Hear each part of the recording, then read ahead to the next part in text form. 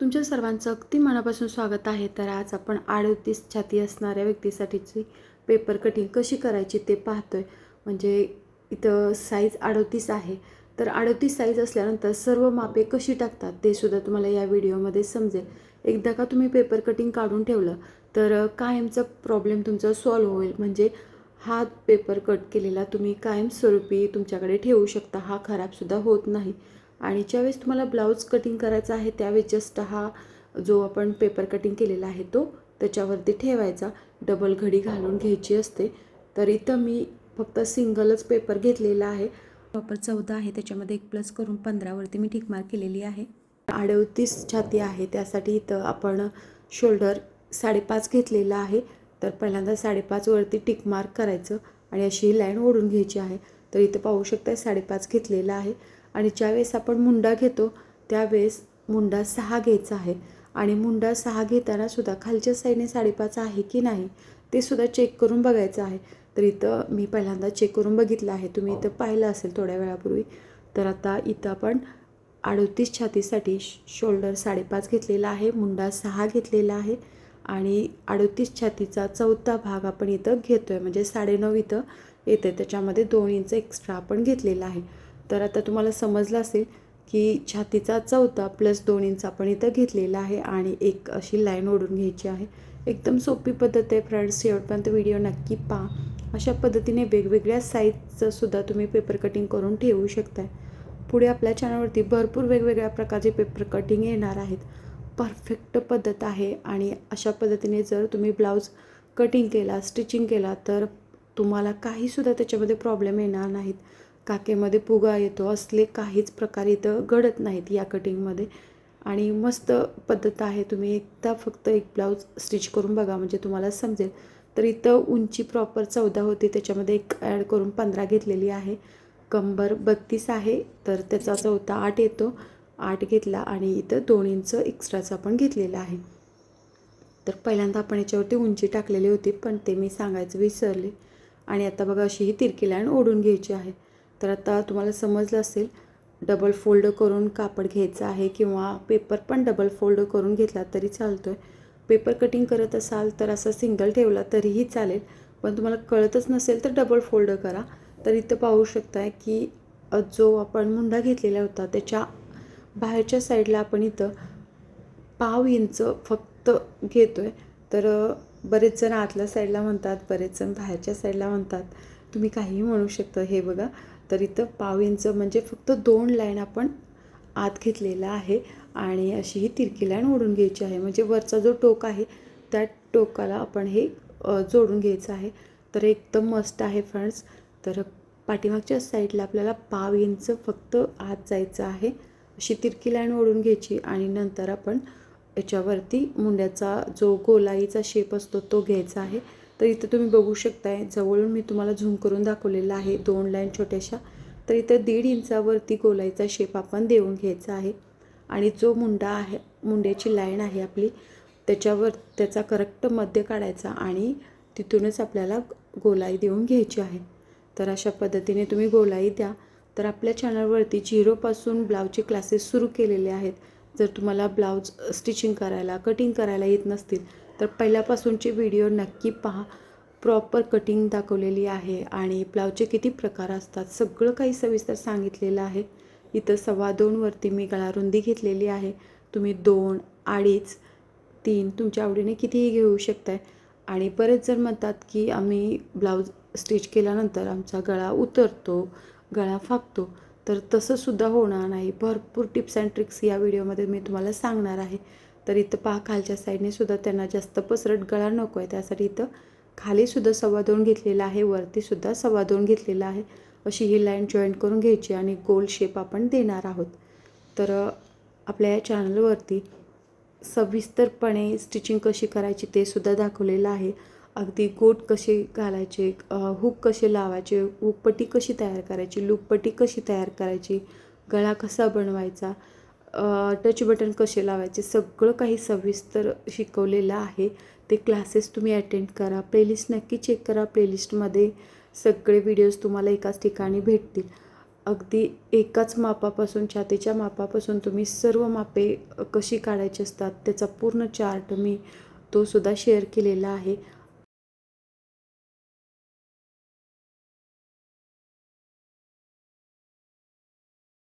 4 इंचावरती आपण पाठीमागचा टक्स घेतोय आणि त्याची उंची 4.5 इंच घेतलेली आहे.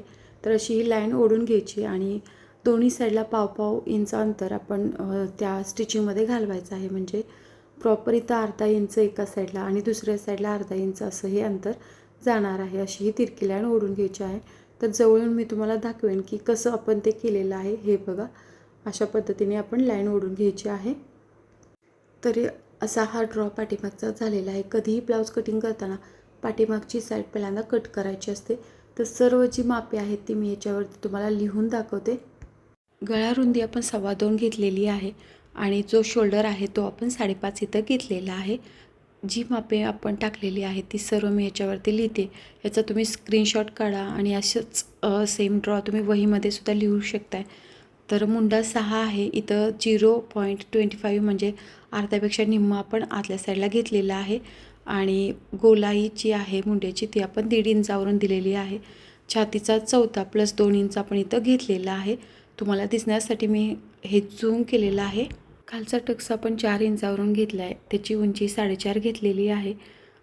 तर याचासुद्धा डिटेल व्हिडिओ तुम्हाला आपल्या चॅनलवरती दिसेल.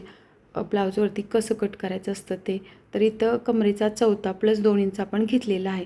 तर परफेक्ट सर्व मापे टाकून झालेली आहेत. आता तुम्हाला पाठीमागचा भाग कसा कट करायचा ते सर्व काही समजलं असेल. ह्या चार्टवरती आपल्याला 38 साईज असं लिहून ठेवायचं आहे आणि जर तुम्ही बिगनर्स असाल तर पाठीमागची साईड असं सुद्धा लिहून ठेवा. तुम्हाला जर हे पेपर कटिंग बनवून दुसऱ्यांना विकायचे असतील तरीसुद्धा तुम्ही असे चार्ट बनवून विकू शकता. परफेक्ट कटिंग आणि स्टिचिंग यायला पाहिजे. तर अजून एक महत्त्वाची टिप मी शेअर करायची विसरले फ्रेंड्स. तर इथं गळ्याच्या साईडला अर्धा इंच आपल्याला डाऊन करून घ्यायचा आहे. बऱ्याच ताई म्हणतात की आमचा गळा पसरतो, पडतो. तर त्यासाठीचा हा फॉर्म्युला आहे. प्रत्येक ब्लाऊजमध्ये तुम्हाला हे करायचंच आहे. फक्त गळ्याच्या ब्लाऊजमध्ये, कॉलर किंवा बोटनेक ब्लाऊजमध्ये हे करायचं नाही. तर अर्धा इंच इकडच्या साईडला घेऊन अशी ही तिरकी लाईन मी ओढून घेतलेली आहे. तर इथंसुद्धा आपण अर्धा इंच लिहिलेलं आहे. तर मी तुम्हाला थोडंसं झूम करून दाखवते की कशी लाईन दिसते ते. बघा, अशा पद्धतीने ती वरची लाईन आपल्याला दिसेल. आता हे व्यवस्थित आपण कट करून घ्यायचं आहे. तुम्हाला परफेक्ट समजलं असेल. आपल्याला ब्लाऊजचे 2 घड्या घालून घ्यायच्या आहेत. त्याच्यावरती फक्त हा पॅटर्न ठेवायचा. व्यवस्थित आखून आपण कट करून घ्यायचा आहे. ह्याच्यामध्ये एक्स्ट्राचं कापड वगैरे काही घेऊ नका, नाहीतर तुमचा ब्लाऊज चुकू शकतो. पाहू शकता असा हा सुरेख पाठीमागचा भाग कट करून झालेला आहे. आता पुढची साईड आपल्याला कट करायची आहे. पुढची साईड कट करताना पाठीमागचा जो भाग आपण कट केलेला आहे तोच त्याच्यावरती ठेवायचा असतो. तर हे बघा, पाठीमागची साईड मी व्यवस्थित पसरून घेतलेली आहे आणि पाठीमागच्या साईडपेक्षा अर्धा इंच आपल्याला एक्स्ट्राचं खाली घ्यायचं असतं. तर इथं पहा, मी अर्धा इंच एक्स्ट्राचं खाली घेते. म्हणजे आपली प्रॉपर उंची 14 इंच आहे. त्याच्यामध्ये आपण 1 इंच पाठीमागच्या साईडला वाढवलेलं आणि पुढच्या साईडला आपण 1.5 इंच वाढवून घेतो. म्हणजे पाठीमागच्या साईडपेक्षा अर्धा इंच एक्स्ट्राचं पुढच्या साईडला येत असतं. तर असं हे आखून घ्यायचं आहे आणि नंतर अर्धा इंच एक्स्ट्राचं आपण ओढून घ्यायचं. तर एकदम इझी पद्धतीने आपण याची कटिंग करतो आहे फ्रेंड्स. तर हे बघा, अशी ही लाईन आपण ओढून घेतो आहे आणि करेक्ट अर्धा इंचाची लाईन ओढली की सर्व मापे याच्यावरती टाकायची आहेत. बट हे कच्चं ड्रॉ आपण करून घ्यायचं आहे. ज्यावेळेस तुम्ही डायरेक्ट ब्लाऊजवरती कटिंग करतात त्यावेळेसचा हा फॉर्म्युला आहे. पण आता तुम्ही पेपर कटिंग टाकून जर ब्लाऊज कट करत असाल तर तुम्हाला काहीच झंझट नाही, काहीच टेन्शन नाही. जस्ट पेपर त्याच्यावरती ठेवायचा आणि कट करायचं एवढंच आहे. आणि 2 घड्या लक्षात ठेवा, अजिबात सिंगल घडी घ्यायची नाही. तर करेक्ट 5.5 शोल्डर आहे का बघितला आहे. मुंडासुद्धा 6 आहे का मी बघितलेला आहे, तो सुद्धा आहे. अशी ही लाईन मी ओढून घेते कारण पुढच्या मुंड्याचा शेप वेगळा असतो, पाठीमागच्या मुंड्याचा शेप वेगळा असतो आणि अशी ही तिरकी लाईन ओढून घ्यायची. म्हणजे छाती किती आहे त्याचा 4था + 2 इंच आपण घेतलेला आहे. तर ते सुद्धा बरोबर आहे कारण पाठीमागच्या साईडवरून आपण हे टिक मार्क करून घेतलेलं आहे, आखून घेतलेलं आहे. तर हे बघा, अजून एकदा मी चेक केलं तर हे बरोबर अंतर आहे. तर पाठीमागच्या साईडपेक्षा पुढच्या साईडमध्ये थोडंसं आपल्याला वेगळं स्ट्रक्चर गोडावं लागतं. तर काय काय वाढवून घेतात ते सुद्धा मी तुम्हाला पुढे सांगते. इथं बघा, जो मुंडा आहे त्याच्या साईडला अर्धा इंच आपण एक्स्ट्राचं घेत असतो. पाठीमागच्या साईडला आपण पाव इंच घेतलं होतं, इथं आपण अर्धा इंच घेतो आहे. अशी ही तिरकी लाईन ओढून घ्यायची आहे. तर आता तुम्हाला वाटेल की हे कशासाठी आपण करतो आहे. बरेच जण करतसुद्धा नाहीत किंवा काही जण करतात. तर हे ॲक्च्युली आपल्याला काखेमध्ये फुगा येऊ नये किंवा इथं असं एकदम विचित्र दिसतंय, एका साईडला कपडा असा गोळा झालेला दिसतो, तसं होऊ नये त्यासाठी आपल्याला हे करायचं आहे. जर तुम्ही असं केलं तर इथला जो काखेचा भाग आहे तो एकदम प्लेन येतो आणि ब्लाऊज अतिशय सुरेख दिसतो. तर त्यासाठी आपल्याला हा पॉईंट करून घ्यायचा आहे. पुढचा जो मुंड्याचा शेप आहे तो 1 इंचावरून घेतलेला आहे. मुंड्याचं जे 6 अंतर आहे त्याचा निम्मा घेतला आणि तिथूनच आपण शेप द्यायला सुरुवात केलेली आहे. तर असा हा आतल्या साईडने पुढच्या मुंड्याचा शेप येतो, बाहेरच्या साईडने मागच्या मुंड्याचा येतो. तर तो सुद्धा तुम्हाला इथं दिसला असेल. तर हे मी तुम्हाला झूम करून दाखवलेलं आहे, त्यामुळे तुम्हाला व्यवस्थित दिसलंसुद्धा असेल. 2.25 वरून आपण गळारुंदी घेतलेली आहे. गळाखोली इथं 6 आहे प्रॉपर, त्याच्यामध्ये अर्धा इंच एक्स्ट्राचं करून 6.5 वरती टिकमार्क करून घेतलेली आहे. तर हे बघा, अशा पद्धतीने आपण ओढून घेतलेलं आहे. तुमचा प्रॉपर गळा किती आहे त्याच्यामध्ये अर्धा इंच आपल्याला वाढवून घ्यायचं असतं, हे नेहमी लक्षात ठेवा. कोणत्याही साईजसाठी ब्लाऊज कटिंग करत असाल तर हा फॉर्म्युला लक्षात ठेवा. जे छातीची मापे आहे त्याच्यामध्ये 2 इंच एक्स्ट्रा घ्यायचे, कमरेमध्ये 2 इंच एक्स्ट्रा घ्यायचा. हा फॉर्म्युला सगळ्या ब्लाऊजच्या मापासाठी यूज होतो. तर बेसिक टिप्स आहेत त्या लक्षात ठेवा. तर असा हा पुढचा शेप तयार झालेला आहे आणि जो पुढचा गळा आहे त्या ठिकाणीसुद्धा डाऊन करून घ्यायचा आहे. तर तिरकी लाईन मी ओढलेली आहे पाठीमागच्या साईडवरून, त्यामुळे आपल्याला गरज नाही. तर इथं पहा, प्रिन्स कट ब्लाऊज आपण कट करतो आहे त्यासाठी 3.5 इंचावरती पहिल्यांदा एक टिक मार्क केली, नंतर 2 इंचावरती केलेली आहे आणि वरून आपण करेक्ट 10.5 वरती टिक मार्क करून घ्यायची आहे आणि तिथून खालचा जो टक्स आहे तो पूर्ण ओढून घ्यायचा आहे. तर हा एकदम सोपा फॉर्म्युला आहे फ्रेंड्स. तुम्हाला बऱ्याच जणांना कळत नसेल की निक्का टक्स किती उंचीवरती घ्यायचा. काही जणांची उंची जास्त असते, काही जणांची कमी असते. तर तुम्ही इथं कमी उंची असेल तर 9, 9.5. तर याचा शेप आपल्याला असा बनवून घ्यायचा आहे. इथं तुम्ही पाहू शकताय, अशा पद्धतीने गोलाई देऊन घ्यायची आहे आणि खाली आपण असा हा कळीचा आकार बनवायचा आहे. तर परफेक्ट हाच शेप बनवून घ्यायचा आहे. इथं आपण 2 इंचच अंतर ठेवायचं, म्हणजे जास्त छान पद्धतीने ते कप आपल्याला शिलाई करता येतात. तर इथं पाहू शकताय, आपली इथं कंबर आहे 32, त्याचा चौथा 8 घेतलेला आहे. 2 इंच आपण एक्स्ट्राचं घेतलेलं आहे. याच्यामध्ये आपल्याला किती वाढवून घ्यायचं आहे ते तुम्हाला मी सांगते. इथं आपल्याला 2 इंच एक्स्ट्राचं घ्यायचं आहे, कारण की 2 इंचाचा टक्स आपण घेतला आहे, त्यासाठी आपण 2 इंच इथं एक्स्ट्राचं घेतो आहे. वरती अर्धा इंच एक्स्ट्राचं घेतो आहे. ही लाईन आपल्याला जॉईंट करून घ्यायची आहे, व्यवस्थित लाईन जोडून घ्यायची आहे. तर अशाच पद्धतीने तुम्ही ही ड्रॉ करा. तर इथं पाहू शकता की अर्धा इंच आपण एक्स्ट्राचं घेतलेलं आहे खाली. तर त्या ठिकाणी फक्त आपल्याला अशी ही तिरकी लाईन ओढून घ्यायची आहे. मधला जो आपण 2 इंचचा टक्स बनवलेला आहे त्याच्या साईडने अशी तिरकी लाईन ओढून घ्यायची आणि हे जॉईंट करून घ्यायचं आहे लास्टपर्यंत. आणि एक्स्ट्राचं जे कापड आहे ते आपल्याला कट करून घ्यायचं आहे फ्रेंड्स. वेगवेगळ्या साईजचे कटिंग कशी असतात ब्लाऊजवरती प्रॉपर ते पण दाखवलेलं आहे, शिलाईसुद्धा दाखवलेली आहे. तर इथं पहा, 3.5 इंचाचा टक्स मी घेतला होता, 2 इंच आपण टक्सचे मधले अंतर ठेवलेलं आहे आणि कंबर आपली 32 आहे, त्याचा चौथा 8 येतो. 2 इंच एक्स्ट्राचं घेतलेलं आहे, नंतर 2 इंच एक्स्ट्राचं शिलाई मार्जिनसाठी घेतलेलं आहे. तर आता सविस्तर माहिती मी तुम्हाला सांगितलेली आहे, तुम्हाला परफेक्ट समजलं असेल. सर्व जी मापे आपण घेतलेली आहेत ती ह्याच्यावरती मी लिहून ठेवते, म्हणजे तुम्हाला अजून जास्त चांगल्या पद्धतीने समजेल. आणि इथं बघा, अर्धा इंच आपण मुंड्यामध्ये बाहेरच्या बाजूला घेतलेला आहे आणि 1 इंचाचा शेप आपण मुंड्याचा दिलेला आहे आणि वरती आपण 5.5 शोल्डर घेतलेला आहे. गळा इथं 6.5 घेतलेला आहे, मुंडा 6 घेतलेला आहे आणि इथं 10.5 वरती आपण वरून पॉईंट काढला होता आणि तसंच शेप दिलेला आहे. तर इथं लिहून ठेवा, प्रिन्स कट 38 साईज आणि पुढचा भाग, असं हे लिहून ठेवा. म्हणजे नंतर ज्यावेळेस तुम्ही हा पॅटर्न काढाल त्यावेळेस तुमच्या परफेक्ट लक्षात येईल की हा पुढचा भाग आहे, पाठीमागचा भाग आहे, सगळं काही सविस्तर याच्यावरती लिहून ठेवा. तर तुम्हाला जर हा व्हिडिओ आवडला तर जास्तीत जास्त शेअर करा. पुढे सुद्धा भरपूर वेगवेगळ्या पद्धतीचे ब्लाऊज कसे शिलाई करायचे, कटिंग कसे करायचे, पॅटर्न कसे काढायचे, आकृती कशी काढायची, सगळं काही सविस्तर आपल्या चॅनलवरती येणार आहे. तुम्ही स्क्रीनशॉटसुद्धा काढून ठेवा. आणि आता आपल्याला हे कट करून घ्यायचं आहे. तर परफेक्ट तुम्हाला हे सुद्धा समजलं असेल, म्हणजे पुढची साईडसुद्धा कशी कट करायची ते सुद्धा समजलं असेल आणि पाठीमागची सुद्धा. आता फक्त बाही कट करायची आहे आणि तो डन होईल. तर इथं पाहू शकताय पुढचा आणि पाठीमागचा दोन्ही पीसेस मी इथं ठेवलेले आहेत.